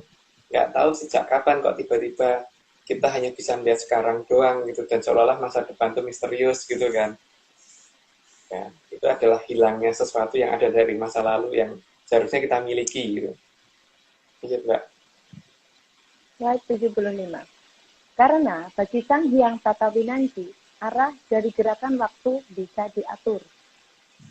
Bisa diatur, mau dimolorin, mau dipercepat dan sebagainya terserah beliau karena beliau yang punya aturan waktu gitu kan. Jadi ya kadang-kadang manusia ngomong kok lama banget ya, memang bukan wewenang kita Iya. kok menyatakan untuk mempercepat atau memperlama itu urusannya sana, bukan urusan kita gitu. Iya, Mbak. Slide 76. Itu artinya, waktu ada yang menguasai dan ada yang berhak mengatur, tapi hak mutlak tetap ada di Sang Hyang Kawitan. Maka kadang-kadang ada orang yang kemudian merasakan bahwa, loh aku kok kayak pernah ya mengalami masa seperti itu ya. Karena itu Iya, memang benar. dominansi untuk mengembalikan ke masa sebelumnya kan. Cuman karena ada beberapa ingatan yang kita bisa teringat lagi, maka ketika jarum aturan waktu dikembalikan ke masa lalu, kita jadi nggak jadi seolah-olah kayak pernah ngalami, emang iya pernah ngalami, tapi kan sayang Toto Winanci maunya itu diulang lagi gitu kan, gitu. Berarti itu memang pernah terjadi gitu ya Mas ya. Kadang memang sekilas kita kayak pernah begini. Ya kalau orang ngomong itu deja vu gitu, tapi kan itu sebenarnya karena pemenangnya sayang mengembalikan ke zaman itu dulu gitu, karena ada yang pleset di zaman itu sehingga harus dikembalikan dulu gitu. Ya kalau kita nonton YouTube mungkin baru sudah hampir 100% nontonnya, tapi yang yang di menit kesekian lupa dan dimundurin lagi kita bisa atau enggak? Karena yang makan kerja kita gitu kan salahnya. Lanjut, Mbak. Ya, slide 77. Jadi, waktu mau dimajukan atau dimundurkan hanya tataran Sang Hyang Tatawinanci yang berhak mengaturnya. Dan itu ada aturannya memang, dan Sang Hyang Tatawinanci sendiri juga itu dari 12 Sang Hyang itu akan bertanggung jawab pada Sang Hyang Kawitan kan. Jadi ya seperti itu aturannya, dan itu aturan itu yang ngerti sana bukan aku gitu. Lanjut, Mbak. Slide 78. Itu karena waktu di alam raya ini tidak sinkron, bahkan ada masa lalu dan masa depan di dekat kita yang mungkin tidak kita sadari. Kalau kita melihat sesuatu, itu kan pasti kita butuh cahaya ya untuk melihat itu, dan cahaya untuk mencapai ke mata kita itu butuh waktu. Artinya sesuatu yang dalam jarak dekat saja itu kan sebenarnya sudah sepersekian detik yang lalu baru kelihatan sekarang gitu kan. Karena ada waktu yang diperlukan untuk bergeraknya sang cahaya menuju ke mata kita, sang suara ke mata kita dan sebagainya gitu. Apalagi kalau kita melihat bintang yang jaraknya misalkan 600 tahun cahaya atau gimana, berarti kan 600 tahun yang lalu berkaitan sekarang gitu. Jadi di luar sana itu masa lalu dan masa depan itu nggak sinkron. Waktu itu nggak sinkron, masa lalu dan masa depan kadang bisa datang bersamaan. Dan itu pemenang dari Sang Hyang Tatawinanci untuk menyatukan itu gitu. Lanjut, Mbak. Slide 79. Sang Hyang Batara Ismaya termasuk dalam Sang Hyang Tatawinanci, maka beliau juga berhak mengatur jalannya waktu. Ya itulah karena Batara Ismaya masih termasuk di situ ya, dia punya hak di situ gitu. Dan untungnya beliau itu bukan di paling bawah yang Tatawinanci-nya, tapi yang di paling bawah kan Sang Hyang Batara Teacher itu kan. Jadi ya beliau lebih mempunyai hak, yang jelas gitu. Lanjut, Mbak. Slide 80. Sehingga anak cucu yang dimomong oleh Ki Lurah Semar pasti tidak akan menggunakan aturan waktu dalam berbicara, tidak mengenal past tense dan future tense karena semuanya adalah present tense. Yang bagi momongannya Ki Lurah Semar itu semuanya ada di hari ini, makanya kalau momongannya benar-benar kenal sama Ki Lurah Semar pasti tidak akan ketutupan dengan masa depan. Dan tidak akan ketutupan dengan masa lalu gitu. Jadi dia kalau hanya mengungkap sejarah aja itu pasti akan benar. Tidak akan ngomong bahwa kerajaan Mojokerto itu ada di Jawa Timur, nggak mungkin. Gitu untuk yang ya. Tapi itu kan masing-masing orang boleh nggak percaya gitu. Oh iya, ini sudah 80. Bapak Aryo, di disclaimer lagi nih, Bapak Aryo. Mas Aryo. Kenapa? Mas Aryo dalam PW ini, posisi wena kayaknya ini. Iya, udah senderan. Untung nggak lewat. Nah, kita kembali ke mana ya? Kenapa? Terserah. Bogor atau Bogor, Bogor. Ini semua baru Bogor, Bogor. Kok Atau rame-rame apa ya rame-rame. ada nggak ya? Tuh, bentar. Rame-rame lucu tuh. Kapan kopdar lagi Mas Agung? eh ini saya lagi sibuk banget ya Mbak. Saya ini sebenarnya pengen ngadakan di sekitar Jabodetabek dulu, terus baru ini. eh Setelah itu nanti jalan sampai jalan ke timur gitu, ke Bali lagi gitu. Tapi masalahnya kan ya gawean ini loh Mbak, dan bingung aku. Pengen ini Ya, ini juga sibuk ya. tapi kok ya adanya kerjaan ada terus gitu.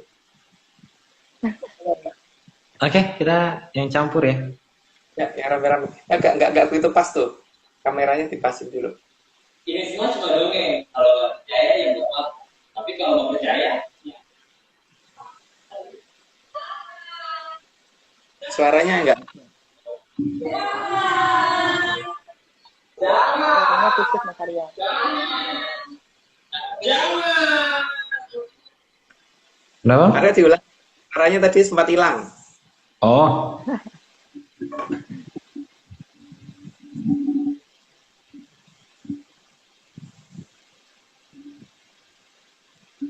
Ini semua cuma dongeng. Kalau nggak percaya ya nggak apa. Tapi kalau nggak percaya, ya.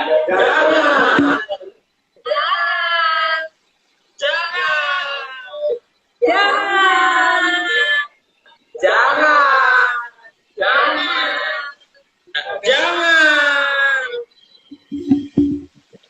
Mbak Ade kalau bilang jangan sambil goyang-goyang jangan.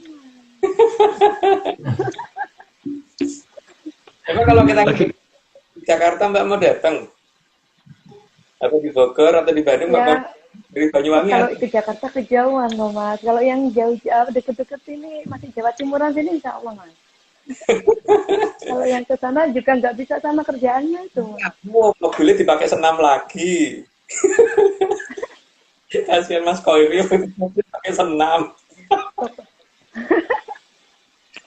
Pokoknya pengen lah Mas dijadwalkan nanti. Kabar-kabar aja nanti kalau kopdar di area Jawa Timur ya. Mas. Oke, ngabari, Mas. Oke, siap, siap. Oke, kita lanjut. Lanjut. Ya. 81. Slide 81. Maka di daerah yang dimomong oleh Ki Lurah Semar, pasti ada yang mampu membeberkan jalannya jangka, baik yang sudah sampai maupun yang belum terjadi. Jadi ngerti garisnya jongkok tuh tahu, ada yang tahu pasti kalau di yang di daerah yang ngomongannya Semar. Jadi masa depan bukan misteri, makanya kan bahasanya sebenarnya present gitu kan. Makanya kita di daerah yang seperti itu seharusnya. Makanya bagi kita semuanya present, nggak ada kita mengenal future tense ataupun past tense, nggak ada, semuanya present. Mau present continuous atau present biasa, pokoknya penting present gitu kan. Oke Mbak, lanjut. Slide 82. Kalau ada daerah yang berbicaranya masih menggunakan urutan waktu, maka di daerah tersebut tidak dimomong secara serius oleh tataran Sang Hyang Tatawinanci. Ya berarti emang itu tidak mengenal Mbak malahan. Dapat dipastikan daerah itu nggak mengenal itu gitu. Makanya dapat dipastikan bahwa yang namanya Big Bang, apa namanya kok Big Bang, ledakan besar itu dari sana gitu kan. Makanya karena tempatnya ledakan besar ya mereka membuat tandanya ya tanda koordinat untuk di ini toh apa namanya ditembak bukan nembak cewek Mbak ya tapi untuk dijadikan peternakan jamur gitu loh, jamur tipe itu. Lanjut Mbak. Slide 83. Benda yang dianggap benda mati juga ada yang berhak mengatur, dan yang mengatur pasti ada di tengah kisaran. Cuman masalahnya adalah kadang-kadang itu dianggap benda mati gitu loh, karena keterbatasan melihat gitu. Kalau di kita kan ngerti yang namanya Bathara Surya itu siapa dan bagaimana caranya ketemu dengan beliau gitu kan. Tapi zaman sekarang ajaran itu hilang ya gitu. Oke Mbak, lanjut. Slide 84. Susunan yang paling kecil juga ada yang dijadikan pusat, sehingga yang lain harus mengikuti pusatnya. tergantung pusat itu mau kemana, yang lainnya harus ngikutin. Jadi ada loh yang ngatur, semuanya tuh ada yang ngatur, baik itu dalam tataran yang nggak terlihat karena terlalu kecil, atau tataran yang nggak terlihat karena terlalu besar. Karena terlalu besar itu juga nggak kelihatan, Mbak. Lanjut, Mbak. Slide 85. Artinya, bahkan benda yang dianggap benda mati sekalipun ada yang berkuasa mengaturnya. Makanya kalau kata yang dulu tuh aja sewiyah-wiyah dengan semua yang ada di Arcopodo, karena semuanya itu hidup, semuanya itu bisa nuntut balas, bisa minta hukuman dan sebagainya gitu katanya. Yang dulu ceritanya begitu. Lanjut, Mbak. Slide 86. Di alam raya ini, yang mengatur benda yang dikatakan benda mati tidak akan bisa disuap, karena memang tidak membutuhkan dari yang dibutuhkan oleh makhluk hidup. Karena dia yang sudah memiliki segala-galanya, jadi itu nggak penting loh untuk beliau gitu. Karena dia sudah punya segala-galanya, jadi mau disuap pakai apa lagi dan nggak bisa. Gitu. Jadi ya memang semuanya dia sudah punya. Beda dengan yang aku punya 100 miliar, Mbak. Lanjut, Mbak. Slide 87. Maka memang sudah seharusnya di kehidupan manusia juga ada hierarkinya. Makanya Sang Yang itu kalau turun berupa wahyu itu pasti cuma ke satu orang, bukan ke 100 orang. Karena supaya ada arah, ada yang bisa dijadikan mata angin gitu. Aneh ya, angin kok punya mata gitu. Nah, slide 88. Hierarki di manusia akan terbentuk, baik disadari ataupun tidak, karena adanya unsur dari alam yang ikut campur.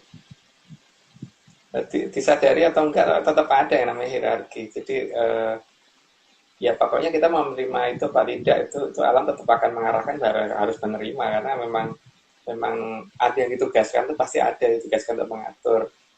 Cuman yang mengatur ini bertanggung jawabnya bukan dengan yang diatur, tapi dengan yang memberi dia wewenang. Ya, yang memberi wewenang itu yang berhak menuntut kalau misalkan yang diberi wewenang itu menyalahgunakan. Itu, Mbak. Kalau paling Sang Hyang Betara Wisnu hanya akan membuka bahwa dia tuh menggunakan dengan benar apa enggak gitu aja.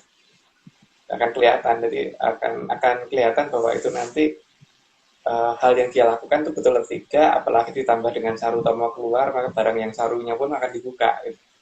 Lanjut, Pak. Slide 89. Karena para sang hyang akan menggunakan satu orang untuk mengatur jalannya keadaan. Makanya kalau orang main catur itu kan hanya ada 2 orang dan satu permainan itu berarti kan putih dipegang 1 orang, hitam dipegang 1 orang gitu kan. Begitu juga kan aturan di alam kan juga begitu, bahwa semua itu kepalanya siapa itu yang akan diberitahu, yang akan diberi bisikan dan sebagainya, akan diberi petunjuk dan sebagainya, itu 1 orang itu gitu, untuk supaya dia bisa melakukan dengan benar. Jadi supaya tidak orang lain mau mengembari nggak bisa, karena tidak ada matahari kembar, Mbak.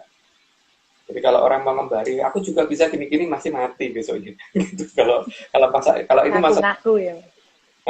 tapi ini bukan nakut-nakuti, ngaku itu kan ya apa? Setahu aku yang namanya wahyu itu nggak akan bisa dikembari gitu. Yang berani ngembari ya bablas habis beneran. Apalagi sampai ngomong ada negara besar yang perang dengan negara yang di bawahnya, yang lebih muda itu nggak bisa diterima oleh, apalagi negara yang dikatakan begitu ternyata negaranya masih ada, kok udah dikatakan hancur ya, 12 tenan. Lanjut, Mbak. Slide 90.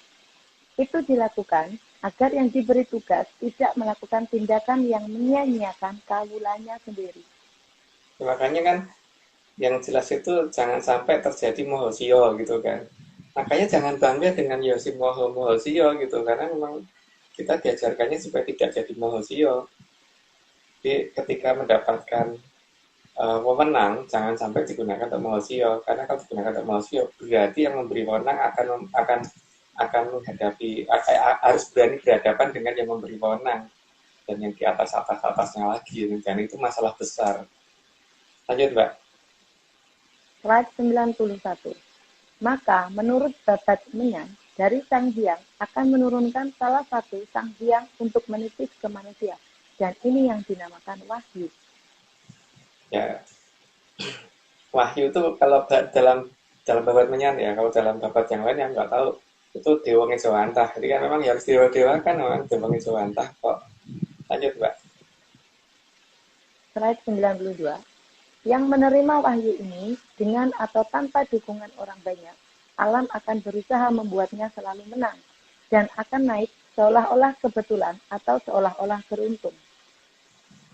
Kalau dalam pernyataan para yang dulu itu, sapa sing kumawan gendak sira karo laku mring Jumeduli nugrokan sinukmoyo itu bakal terjungkel gitu kan, sampai titik-titik ada masih ada kata-kata lainnya gitu. Artinya kan wahyu itu kalau sudah turun ke orang itu mau dicegah seperti apapun nggak akan bisa gitu, tetap akan naik terus. Jadi kalau ada pernyataan juga kan rojoling akrab yaitu juling apa gitu, jadi disaring dengan saringan serapat apapun tetap akan muncul, dicegah seperti apapun tetap akan keluar, ditutupin seperti apapun tetap akan muncul lebih tinggi daripada yang lain gitu. Karena memang ya dia memang ya yang dia gitu kan. Dan masalahnya itu siapa ya kita tunggu saja gitu. Lanjut Mbak. Ya, slide 93. Dan untuk ketempatan wahyu memang ada persyaratan dan laku yang harus dijalani. Dan tentu saja itu harus dijalani. Itu nanti mungkin di 1, 2, 3 kali. 1, 2, 3 nggak saya 24 lupa saya. Karena tidak bikinnya udah sampai 150 jadi bingung sendiri lupa. Lanjut Mbak. Slide 94. Dan bagi yang ketempatan wahyu, maka pasti akan punya kekuatan yang di atas manusia normal. Atau dapat dikatakan sebagai putus mering sauliring kawero, mumpuni sakabe nyalmu, gebak jayang palugon, lan ngerti satirini winara. Jadi ini kalau ketempatan wahyu Kayak Mas Agung ini. kamu kira sekti gitu, pasti sekti itu. Mbak jangan menuduh ya. Nggak menuduh. Ini cuma dongeng kok. Bukan orang sakti loh Mbak, saya tuh bukan orang sakti, itu orang so gitu. jadi kalau ketempatan wahyu orang sakti itu nggak mungkin. Karena ketempatan sakti itu pasti wahyu, atau ketempatan wahyu itu pasti sakti gitu. Paling tidak minimal banget itu pasti sakti. Karena ya Dewa Ngejawantah itu nggak mungkin nggak sakti gitu. Jadi kalau dia hanya bisa bicara dan tidak punya kesaktian, ora kewahyon. Setahuku begitu. Karena yang dulu ngasih patokannya seperti itu. Beda loh dengan di negara kita dulu yang dikatakan orang yang kewahyon mesti ya kayak gitu, kandungan kesaktian. Makanya ada yang sampai berani berdiri di atas mobil tidak takut ditembak dan sebagainya. Ada yang perang di Yogyakarta yang cuma 6 jam maju sendirian tanpa pasukannya ikut maju, itu ada juga loh. Karena memang ya dia emang seperti tenar loh kewahyon. Kewahyon ya. Lanjut Mbak. Slide 95. Karena wahyu adalah Dewa Kang Ngejawantah, maka petunjuk yang diterima oleh yang kewahyon pasti juga datang dari kahyangan. Yang jelas wahyu juga tidak bisa dipaksa ya. Dan misalkan harus turun ke siapa itu nggak mau dia, tergantung dia garisnya udah tahu dia harus kemana tuh udah ngerti itu. Jadi tidak akan bisa diarahkan oleh manusia. Karena wahyu punya kemauan sendiri gitu. Yang bisa mengarahkan cuman Sang Hyang Kota Winanci, berarti Sang Hyang Bathara Ismaya juga bisa ikut mengatur, tapi tetap si wahyu sendiri punya kewenangan untuk aku pengen ke sana itu. Jadi tidak bisa dipaksakan. Tapi ya itu, kalau sudah kewahyan ya pasti data dari kayangan akan dapat terus gitu. Jadi tidak mungkin ada batasnya, karena memang putus misal wiring kawruh kan berarti ngerti sadurunge winarah dan sebagainya itu, karena semuanya tahu. Bukan tahu-tahuan, tahu beneran gitu. Jadi bukan ngomong ada 2 negara yang itu pernah perang besar gini baik bablas angine, ora bakal begitu, karena orang-orangnya arah kewahyan agak akan bicara begitu Mbak. Ayo Mbak. Slide 96. Senjata yang dimiliki juga berbeda dengan yang dimiliki oleh manusia normal. Karena memang senjata Sang Dewa Kang Ngejawantah, maka kekuatannya juga di luar nalar. Dan bahkan kalau senjata itu direbut orang sekalipun, orang yang rebut itu malah akan celaka karena si senjata itu bisa bisa bisa menuntut aku tidak mau sama kamu, aku maunya sama dia gitu tuh ngerti. Dan apalagi orang yang cuman ngaku-ngaku tahu tapi nggak tahu, itu megang benda seperti itu sangat berbahaya. Tapi bagi yang kewahyan, walaupun senjata itu ada di mana, tidak perlu dia pegang, tapi dia bisa menggunakan itu walaupun itu bukan di tangannya dia, gitu kan. Jadi mau dipegang siapa kayak yang jelas dia pasti bisa menggunakan walaupun tidak di tangannya dia. Ayo, Pak. Slide 97. Agar sanggup menjalankan tugasnya, maka Sang Hyang Batara Ismaya akan membimbing untuk yang ada di Nuswantara. Ya, setahu kok Wahyu Pamong itu cuma ada dua kan. Jadi Jati Pitutur sama Pitutur Jati itu kan Togok sama Semar, cuma dua itu yang tapi untuk yang Teraing Jayeng Katon itu kan terah yang dimomong sama di Lurah Semar. Nah, itu untungnya di negara kita gitu aja. Lanjut, Mbak. Slide 98. Dan semua Batara akan memperhatikan, memberikan arahan, juga peringatan jika ada hal yang dianggap menyimpang. Jadi, yang ketempatan wahyu wajib melapor dan menuruti apa yang para sang hyang kehendaki. Jadi kalau ada orang yang ngomong bahwa oh, Dewa tuh nggak ada gini lah, memang dia nggak pernah ketemu Dewa karena Dewa hanya mau ketemu dengan Wahyu yang setataran dengan dia kan.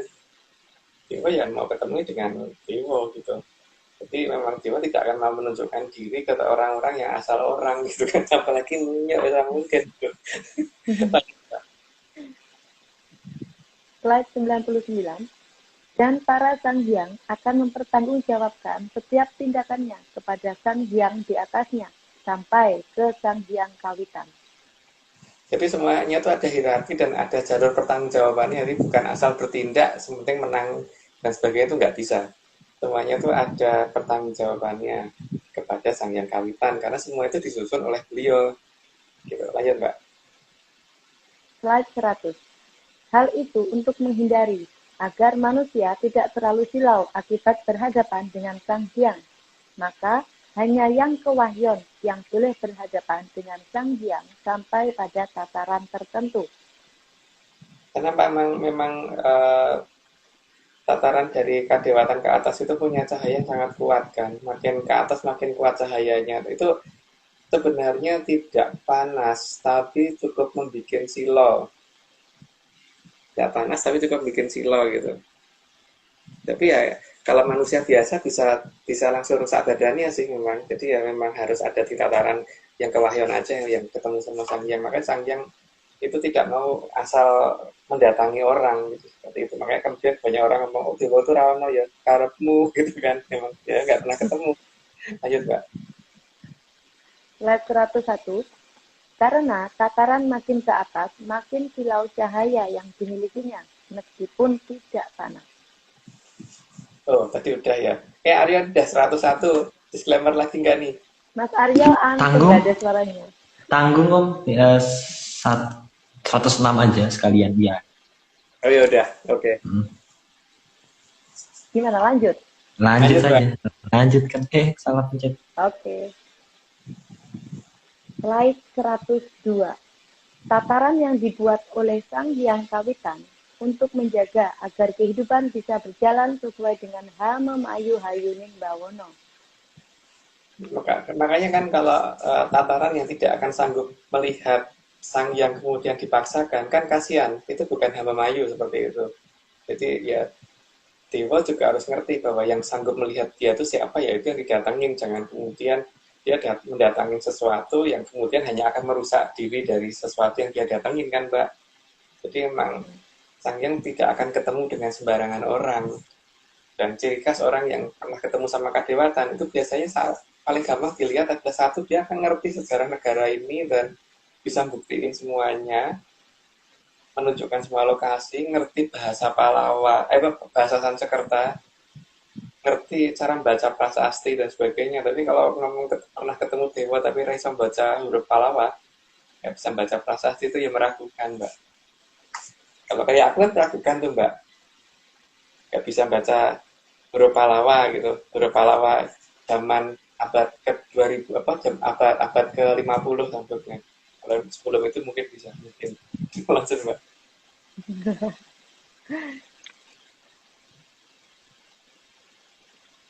Slide 103. Karena kacamata seperti apapun tidak akan sanggup mengurangi kecerahan dari para sang hyang. Loh, masalahnya nutup mata aja kelihatan kok Mbak kalau memang beliau datang gitu. Ditutupin nggak bisa. Nutup mata aja masih kelihatan, nutup mata kelihatan, terus mata kita tutupin apa kelihatan, kita tutupin papan pun juga tetap akan kelihatan gitu.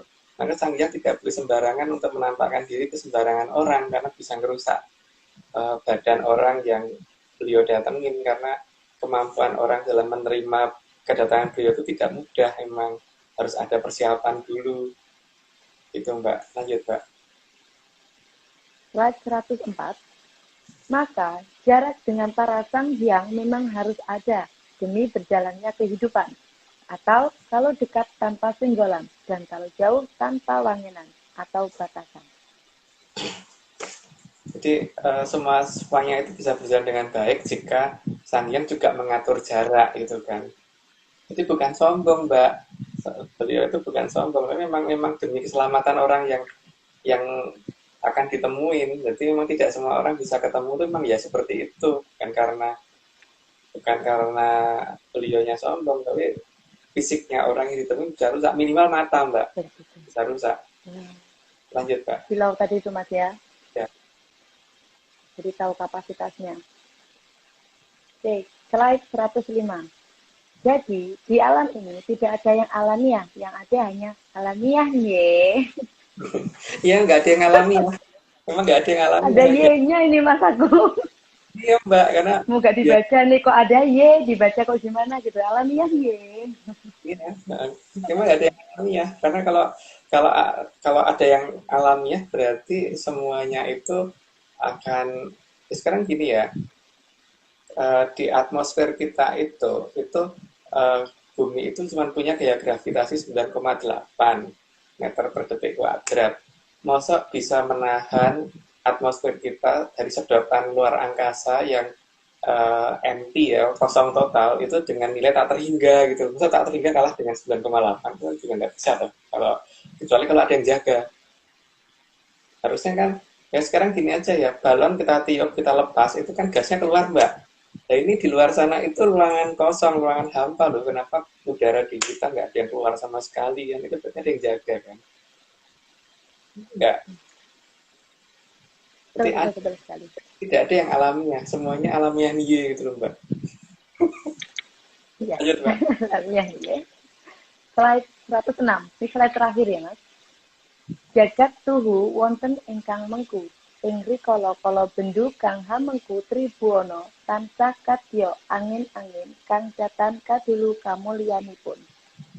Itu tidak perlu diterjemahkan karena itu pernyataan Bapak tugas ini sudah kita lakukan.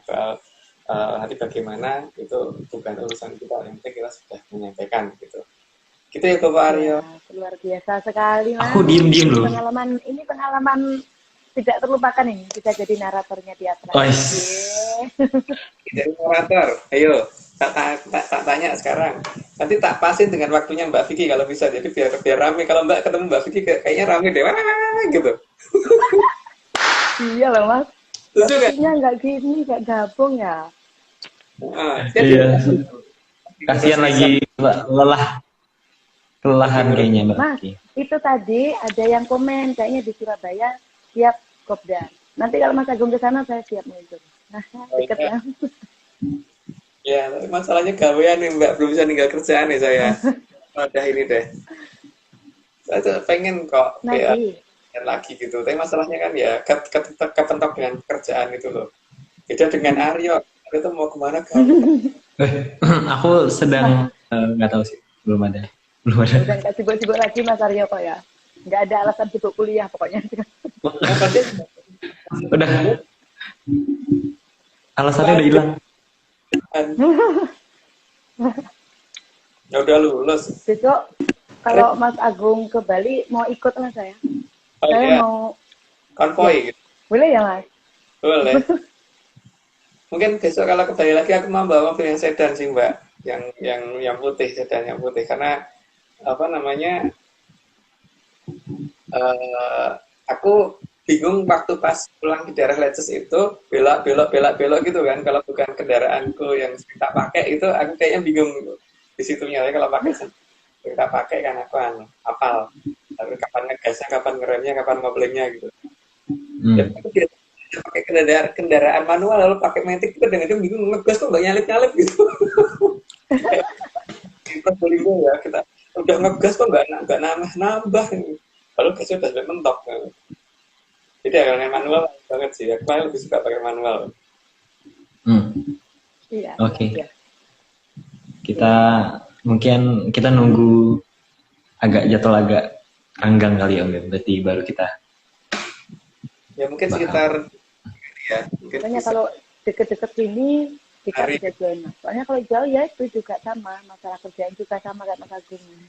Iya, Tapi bisa. kalau mau ke Bali kita mau ngintir lah, bawa kendaraan sendiri ngikut di belakangnya Mas Agung. Oke Mbak. Oke. Tadi tanggal apa, bulan apa kira-kira? Antara Desember Januari gitu. Oke. Serius ini Mas, Tercatat. Iya. ke Bali. Ya nanti Pokoknya saya daftar ya Mas. Daftar ikut ikut Mas Agung. tapi kalau sampai Bali aku tak Banyuwangi, istirahat di Banyuwangi dulu nggak ya? Boleh nggak? Yo iya dong Mas. Nanti kalau di Banyuwangi istirahatnya sama seperti kemarin. Oh iya. Dengan senang hati pokoknya, terbuka lebar. Tapi ya itu Mas, kita tuh ya sangat sederhana sekali. Oh enggak, itu enggak sederhana. Cuma apa kok itu. Ya Aryo ya memang kan. Kita Iya. ada seberapa banyaknya gitu loh. Buat Iya. naga bayi. Di rumahku udah netes satu, Om. Jadi naga. Ya Allah, nanti Mas, tenanglah pokoknya pas musim naga di sini aman. Dicarikan pastinya. Super naganya. Itu sukanya Mbak Ade tuh ya. Enam toh Mbak. Kendaraannya nggak Gimana dipakai. Mas? Kayak waktu itu katanya Mas Koiri, wah kendaraan dipakai senam Mbak Etika. Tapi dong, jadi kan mau dibawakan nggak kuat sudah mobilnya penuh. Iya. Yes. Oke. Kita disclaimer. Untuk ini, tapi sekalian biar dijadwal sama Aryo, mau di 100 berapa? 102 Mau jadi host di narator. Gimana, Mas? Putus nih. atau kapan? Atau mau 122 besok lagi? Mau jadi narator kapan lagi, Mbak? Bentar, Nah, itu mumpung bentar Mas. Ini putus nih sinyalnya. Sinyalnya muter-muter katanya. Oh. Mbak, kapan lagi mau jadi narator lagi? Mumpung ini ada yang ngatur jadwal di sini, jadi biar ini mau di 1 berapa? 122, 123, 124, 125 atau yang mana? Aduh, ini pas aku putus-putus Mas Agung, maaf bisa diulangi. Oh, nanti mungkin di WA aja, Om. Arya ngomong aja, jadi biar Oh. mungkin sekarang dibicarakan lebih baik daripada nanti. Mau jadi narator lagi untuk yang episode berapa, Mbak Evika? Gimana Mas? Udah lembar ini kayaknya error ini sinyalnya. Wah, Oh iya, wes, kalau gitu ini ngomong apa Ntar aja. tadi ya? Ntar aja, Mbak, nggak apa-apa. di WA sama Mbak Vicky aja ya, nanti didengar ya, dilihat ya. Oh iya. Oke, Ya, wes. Oke, kalau gitu Siap. kita Ini tuh udah selesai nih, udah selesai sinyalnya putus-putus ya. Iya, syukur. Oke, kita disclaimer yang terakhir ya, Om, ya. Campur lagi ya, sekali lagi. Oke, sip. Lanjutkan.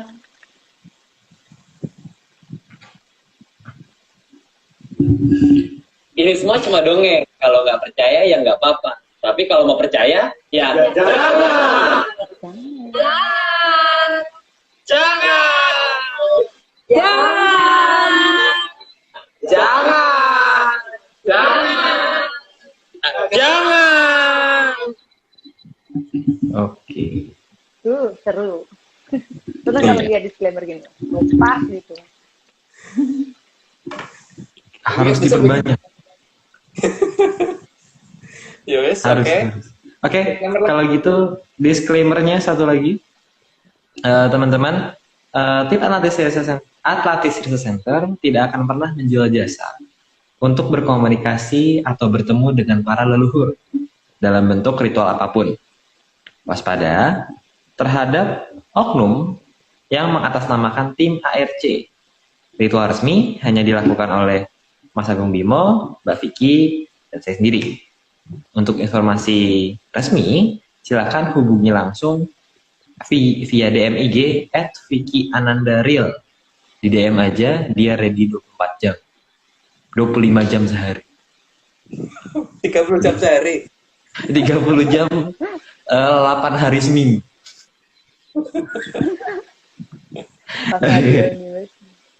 Oke, kalau gitu, kenapa? Dia siap 30 jam sehari, terus 8 hari seminggu, dan 40 hari sebulan gitu kan. Sama 50.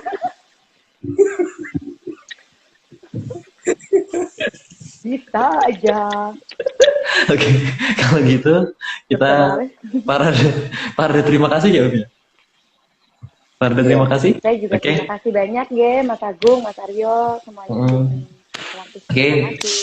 Pada terima kasih sebesar-besarnya tentunya untuk Pitego Jatijaya Morogo yang sudah mau menjadi pamung bagi kita semua. Kemudian juga terima kasih Bapak Agung yang sudah mau menjadi narasumber dan juga sudah mau menyediakan slide.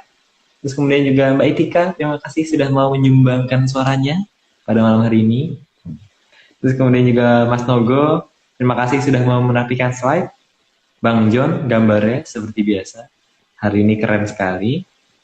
Kemudian Mbak Vicky, Om Iwan, Eske, Mbak Ade, dan juga segelintir tim ARC lainnya.